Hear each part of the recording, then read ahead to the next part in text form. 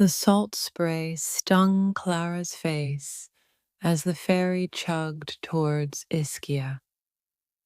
She clutched her worn copy of Elena Ferrante, hoping to absorb some of the island's Neapolitan magic. She was on a solo trip, a desperate attempt to reignite a spark she feared had died out long ago. That's when she saw him. He was leaning against the railing, sketching furiously in a notebook, the late afternoon sun catching the gold in his dark hair. He had kind eyes, a strong jaw, and an aura of quiet intensity that drew her in like the tide. He looked interesting. Hesitantly, Clara approached. "That's a beautiful sketch," she said, her voice a little breathless. He looked up, startled. "Oh, thanks," he said, his accent a lilting Italian. "Just trying to capture the light." He introduced himself as Marco, an architect escaping the Milanese winter for a few days of inspiration. For the rest of the ferry ride, they talked. They discovered a shared love for old movies, a mutual dislike of social media, and an uncanny ability to anticipate each other's jokes. Clara, usually reserved, found herself opening up to Marco in a way she hadn't with anyone in years. Ischia was everything she hoped for, a vibrant tapestry of turquoise waters, fragrant lemon groves, and crumbling, sun-drenched buildings. Clara explored the island with renewed enthusiasm, and Marco, it seemed, had become her impromptu tour guide. They spent their days wandering through bustling markets, swimming in hidden coves, and feasting on fresh seafood at tiny trattorias perched on the cliffs. One evening, they found themselves at a quiet beach, watching the sunset paint the sky in fiery hues.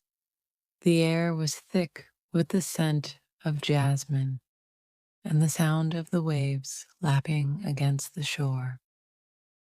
Marco turned to Clara, his eyes mirroring the colors in the sky. "I didn't expect this," he said, his voice low. "I came here to find inspiration, but I think I found something much more compelling." Clara's heart pounded in her chest. She knew exactly what he meant. This short trip, this whirlwind of shared laughter and stolen glances, had awakened something within her she thought was lost forever. They kissed. It was a simple kiss, a tender meeting of lips that spoke volumes. In that moment, surrounded by the beauty of Ischia, Clara felt a connection so profound, so unexpected, that it took her breath away. The next 3 days were a blur of shared experiences, exploring ancient ruins, riding scooters along winding coastal roads, and talking late into the night about their dreams and fears. They were falling fast and hard into a love that felt both exhilarating and terrifying. But their time was running out.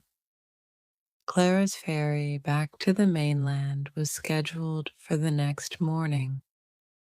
The thought of leaving Marco, of severing this connection that had blossomed so quickly, filled her with a deep sadness.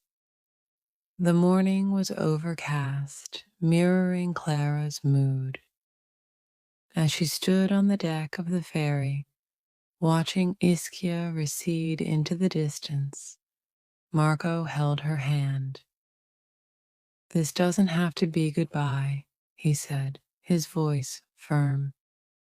We can make this work. Clara looked at him, hope flickering in her eyes. It's a long distance. I'll visit. You'll visit. We'll figure it out.